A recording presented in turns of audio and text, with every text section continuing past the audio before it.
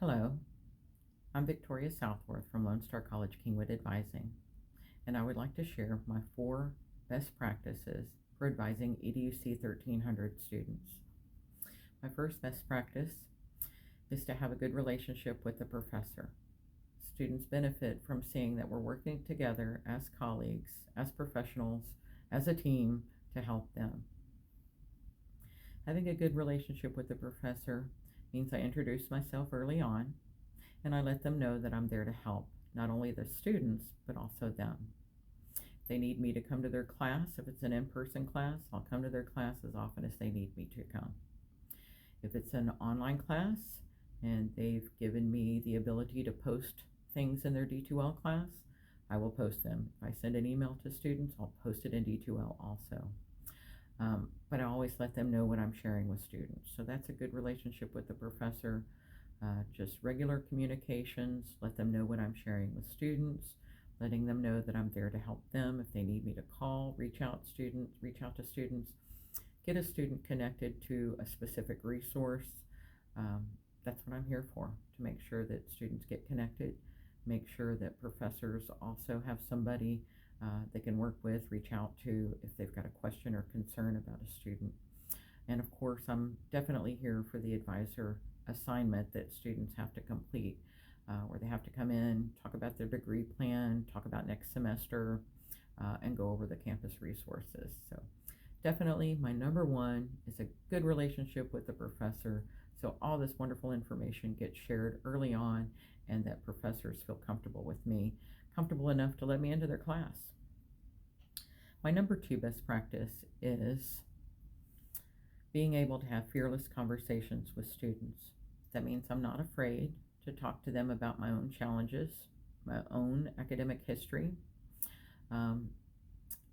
If I can break the ice with one of my stories, then they're more apt to tell me what's going on in their world. And if there's something that I can help them with, if there's a resource I can recommend to them, I'll go on ahead and do that. But sometimes I don't know what they need until I can get them to talk. So having those fearless conversations are crucial. One example would be, I will share with them that I was first generation for a very long time until I enrolled my parents into Lone Star College. So my parents attended Lone Star College. My mother actually got her associate degree from Lone Star College in 2012. She went on to the University of Houston and got her bachelor's in 2014. So no, it's never too late. My father has to apply for graduation. So he's in his 70s when he'll have his Lone Star associate. So indeed, it's never too late. So I'll share personal stories sometimes just to break the ice and let students know that they're not the only ones with challenges. They're not the only ones who had to figure things out.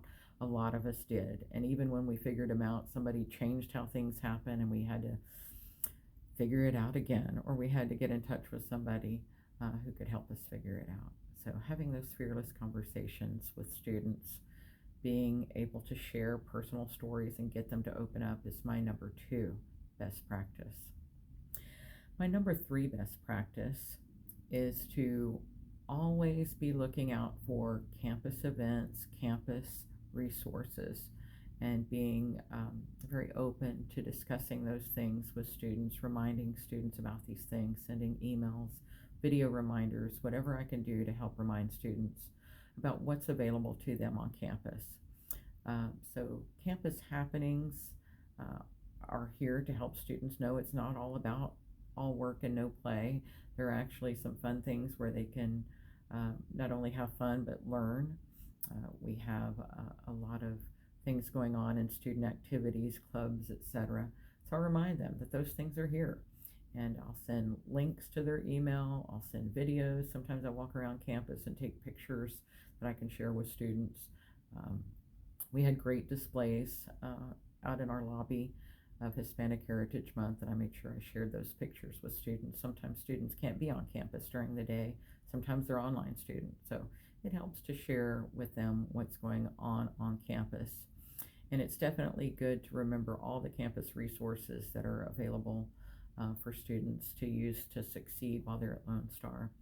I could probably make a 2-hour video about the campus resources, But for now, I'll just give some examples. The three examples I'll give are communities and schools, and the Office of Technology Services in the library. So make sure you're very skilled about your favorite resource and be ready to remind students and faculty of them all the time. Um, Communities and schools is probably my favorite. Students are very pleasantly surprised to know that there's a licensed social worker on campus who can help students navigate their way through some emotional things or some things that they don't see as academic problems, but they're causing problems with their classwork. Um, Food, housing, childcare, those kinds of things. They can always reach out to the Communities and Schools counselor who can best connect them with off-campus resources and on-campus resources. So Communities and Schools is one that I often talk about to students. It's one of my favorite resources. The Office of Technology Services is also one of my favorite resources to talk about with students, because they're very happy to know that the Office of Technology Services is available 24 hours a day, 7 days a week, and that they can even help students connect with a laptop. They can use a laptop if they're taking 6 credit hours. So OTS is another one of my favorite resources to talk about with students. And then, of course, the library. And the EDUC 1300 class, students have to complete a career research project. And so it's good early on for them to understand, whenever you hear the word research, think librarians, because they can help you with finding resources for a research project, whether it's on a career or for a biology class or an English class. Doesn't matter. The librarians at the library can really help students navigate their way through a big project that involves research. And EDUC 1300 gets them started with career research, which most students need anyway. Even if they come in and say, I'm going to be a nurse, it's all I ever wanted to be was a nurse. As they learn more about college and other programs, they may very well change their mind. They should at least know what it takes to become a nurse if they want to be a nurse, and to kind of see into the future and what it's going to look like for them to go through the process to become an RN, or a dental hygienist, or a welder, or a lawyer, or a doctor, or a teacher, or some of the things they may never have heard of, in cybersecurity. So career research is definitely something that helps them to connect with the library, helps them to be sure that their degree plan is going to get them to where they want to be career-wise.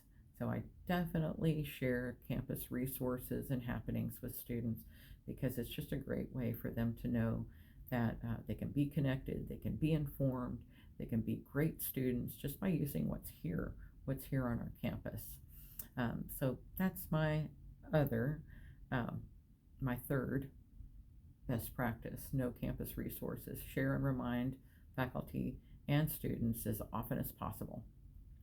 And then my last best practice is to always share with students and faculty what's going to happen with students after the EDUC 1300 class. We don't advise students in 1300 and say, good luck, I hope you graduate. It's not like that, no. Students have an assigned advisor each semester. They can make an appointment with their assigned advisor through their My Lone Star portal. If they're comfortable with a certain advisor, their EDUC advisor, or someone else, they can always give them a call. They can always send them an email. We're here to help. When they reach 30 credit hours, they'll have an indicator put on their account telling them that they need to reach out to an advisor, or they're not going to be able to enroll in the future. 30 credit hours is a good time because students often want to transfer, and so that's when they should be looking at where they're going to transfer to and what they're going to major in. They should look at what the requirements are to transfer to that institution, look at the programs that are available, know how to get their Lone Star official transcript. So these are the types of things we want to talk to them about when they're at their 30 credit hour. We'll talk to them before, we'll talk to them after, but they must talk to us when they get that indicator put on their account. So an assigned advisor each semester, a 30 credit hour advising indicator, those are some of the things that they can expect. My favorite advising thing that students can expect is about graduation. So I would send out an email to the students who were close to graduating and say, hey, it's time to apply for graduation, know what to do for graduation, know how to apply, know where it's going to be. But as years went on, I found out that it's probably better to give a shout out to all graduates way before. So now in March and April, I send an email to all my students saying, if you know someone who's graduating, congratulate them. If you're not sure how close you are to graduating, reply to this email and ask, and I will reply to you with how many credits you have left to graduate, and I'll list the classes that they need to graduate. And so that usually gets a lot of good response. It gives students something to look forward to. It helps them to double check their plan, let me know if anything's changed with their degree plan. So I will send out graduation emails to all students because I want to encourage them to stay on track, and if they're curious about how close they are to graduating, to go on ahead and ask. I'm happy to answer. So that's what advising looks like in the future for them. An assigned advisor each semester, a 30 credit hour indicator, and a shout out for graduating, and just a reminder to stay on track and be aware of how many credits you have left before you get to walk across that stage. So those are my 4 best practices. Have a great relationship with the professor, have fearless conversations with the students, know your campus resources and campus happenings, and always outline what the student can expect next from advising after the EDUC class is over. Thank you. Again, I'm Victoria from Lone Star College Kingwood Advising.